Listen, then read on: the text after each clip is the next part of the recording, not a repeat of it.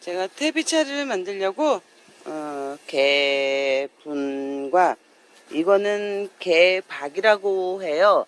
그래서 요거는 이제 부위가 다르더라고요. 개분과 개박은 얘는 이제 내장이 섞여서 그 안에 이제 뭐 아가미나 이제 뚜껑 그런 부분이라고 합니다. 그래서 요게 좀 단백질 성분이 좀 더 많이 들어 있는데 이제 색깔도 그렇고 약간 냄새가 조금 더 난다고 해야 될까요?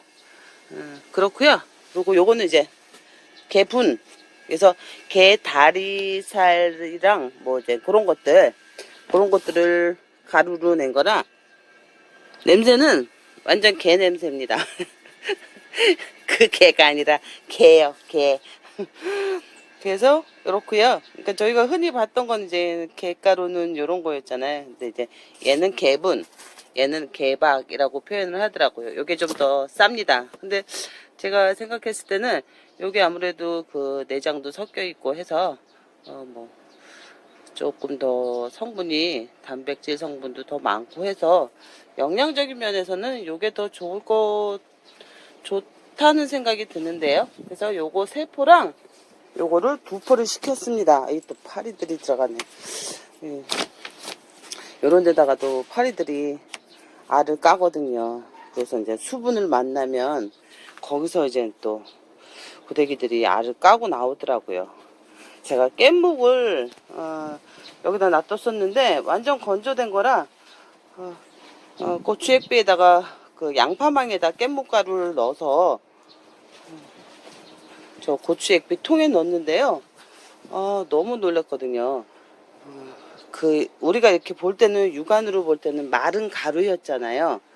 그래서 깻묵도 그게 1년이 지난 거라 바짝 말라 있고 약간의 이제 어떤 곰팡이도 좀 펴 있고 그래서 양파망에 넣어갖고 액비통에다 넣어놨는데 이제 다른 거 추가하려고 넣으면서 뚜껑을 열어보니까 그 양파망 안에서 구데기들이 뚫고 나오려고 그러더라고요. 그래서 이상하다. 구데기가 왜 저 안에서 나오려고 그러지? 바깥에 있는 게 아니라. 그래서 곰곰이 생각하니까 얘네들이 이제 여기다가 알을 까놓고 그 알들이 이제 포자 상태라고 뭐 표현을 해야 되겠죠. 그런 상태로 있다가 수분을 만나니까 이제 부화가 되면서 그 양파망 이제 유박에 있던 그 구데기들이 이제 부화가 돼갖고 그 양파망을 뚫고 나오려고 그러고 있더라고요. 그래서 보니까 그 퇴비에도 얼마나 많은 충알과 균들의 알이 있을까 그걸 보면서 또 많이 느꼈거든요. 벌써 얘네들이 이게 비린내가 나니까 파리들이 막 또 달라붙습니다. 그러면 또 여기다 이제 막 알을 까겠죠. 이게 관리를 잘해야 될 텐데. 그래서 얘는 지금 제가 5포를 시켰어요. 그래서 액비로 키토산 액비라고 해야겠죠. 그래서 액비를 한 통을 만들고 나머지는 요거를 이제 섞어서 퇴비차 만들 때 넣으려고 합니다. 그래서 퇴비차를 만드는 게 이제 관주용이 있고요. 그리고 연면시비용으로가 있더라고요. 찾아보니까 그래서 이제 퇴비나 이제 그런 걸 이제 양이 적게 넣으면 이제 양의 차이더라고요. 그래서 뭐 한 10배부터 50배, 100배 희석해서 주라고 해서 지금 만들어 보려고요. 관수용으로 만들려고 이렇게 이제 기포기를 넣어봤습니다. 그랬더니 아주 잘 끓고 있네요. 얘보다.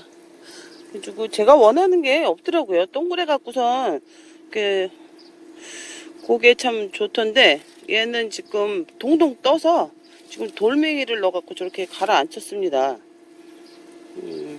그래서 이렇게 이제 그래도 용량이 어느 정도 얘가 더 왜 왕성한지 모르겠네요. 뭐 때문인지 훨씬 왕성한데.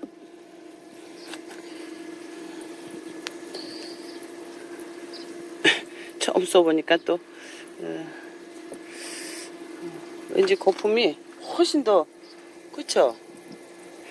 이렇게 많이 나는데 얘는 좀 부족한 듯 한 느낌이 들고, 하여튼 뭐 보겠습니다. 그래서 요게 탭이에요.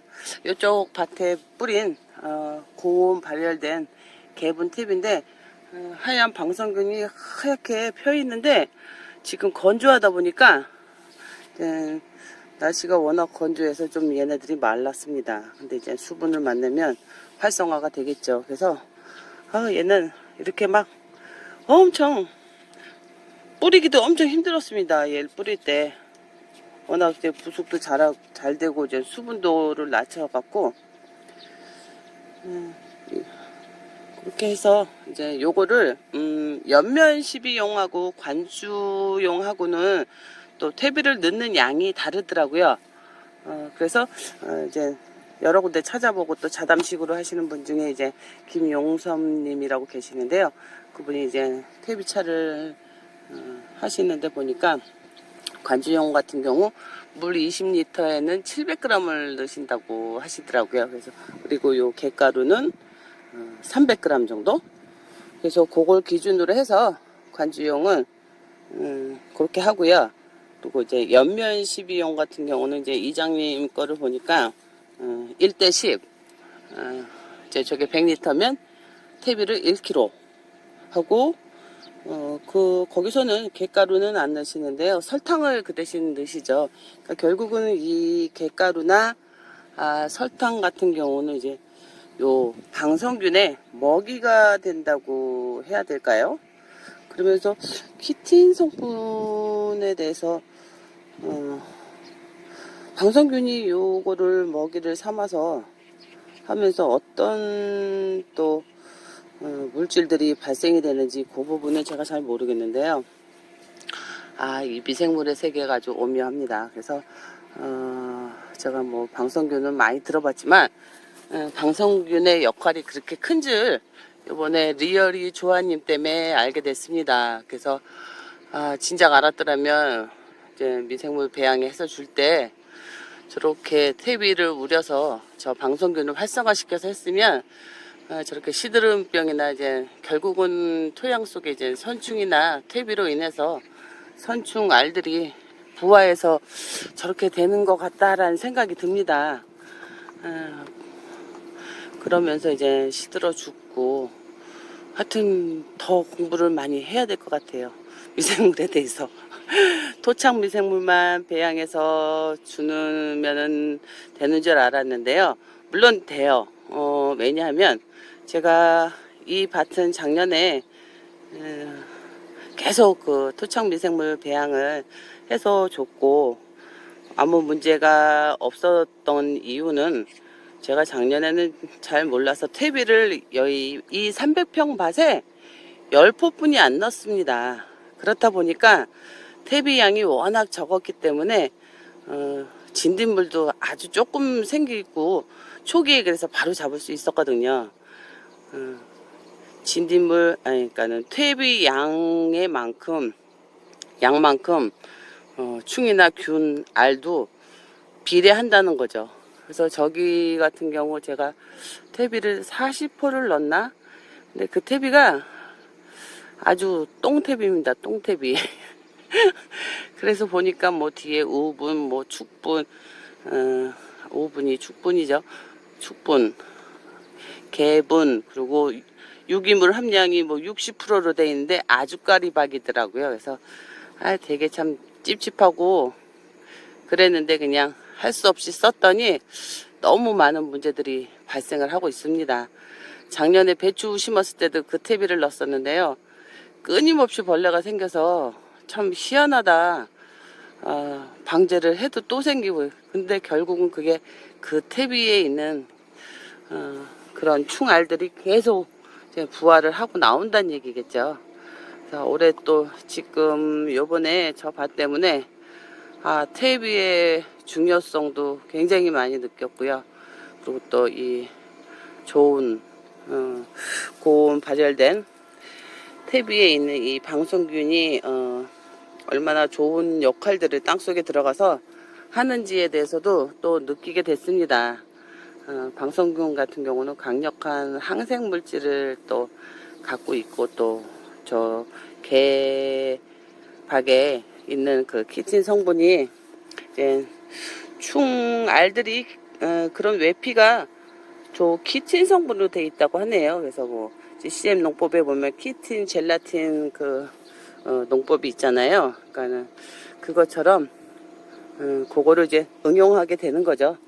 그래서 방석균을 활성화시키고 배양시켜서 한번 저 밭에 계속 넣어주고 요 밭에도 넣어주면서 좀 좋은 미생물들 를 많이 활성화시켜서 줘볼 생각입니다. 그러면서 또 퇴비가 들어가기 때문에 또 양분도 되면서 아주 좋은 또 미생물의 먹이가 되고 굉장히 좋을 거라는 생각이 듭니다.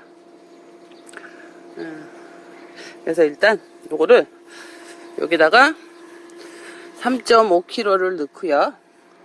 갯가루를 300g이니까 900g이 되겠네요.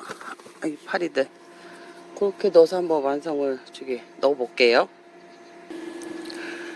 이렇게 해서 퇴비 3.5kg 정도 되고요. 갯가루가 너무 많이 들어갔나요? 한 900g?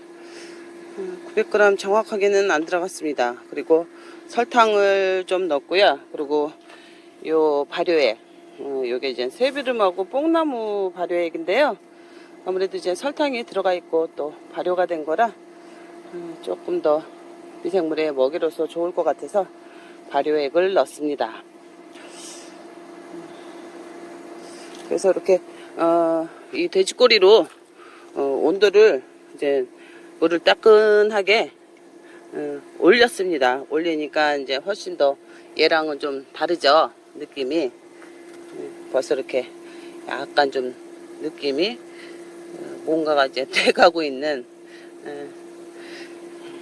느낌입니다. 그래서 요즘 날씨가 따뜻하니까 일단 물을 이렇게 데워 놓고 요 통이 약간 따뜻한 정도입니다. 그러면은 이제 유지가 되더라고요. 그래서 이렇게 이제 저녁 때는 아무래도 기온이 좀 내려가다 보니까 유지를 시키려면 이제 이불을 좀 덮어갖고 보온을 해주면서 지금 그래서 물을 데우고 있어요. 아직은 얘는 물이 차갑습니다. 그렇게 해서 한번 이틀 48시간 정도 하더라고요. 이제 연면 시비용 같은 경우는 이제 24시간 하루 정도 하면은 된다고 하는데 조금 더 이제 자료들 찾아보고요. 그리고 이제 하다 보면 또 어떤 게 가장 배양이 잘 되고 하는지 방법을 또 찾아 나가겠죠. 그래서 지금 아주 얘가 살림살이가 자꾸 늘고 있습니다. 그리고 지금 고민이요, 또 전기 코드는 이렇게 씌워놨는데 얘를 이렇게 노지에 둔다는 거는 또 좀 오늘 또 내일 비가 온다 그래가지고 지금 또 그게 고민입니다. 얘를 어떻게 비가림을 해줘야 될 텐데요.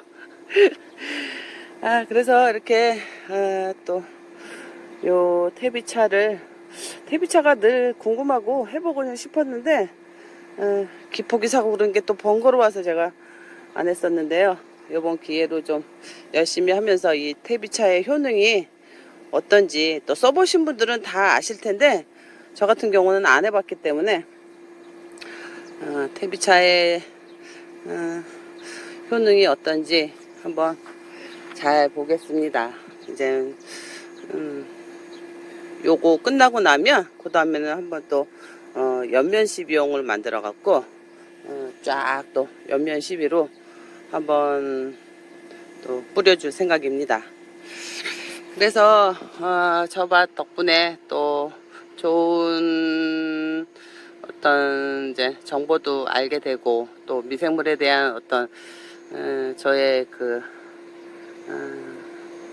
인식도 조금은 또 바뀌어서 미생물만 넣어주는 게 중요하지만 또 거기에 따른 미생물의 먹이를 또 충분히 넣어주는 거에 대해서는 좀 간과하고 있었거든요. 그래서 미생물 먹이도 풍부히 넣어주면서 그게 결국은 이제 좋은 탭인 거죠.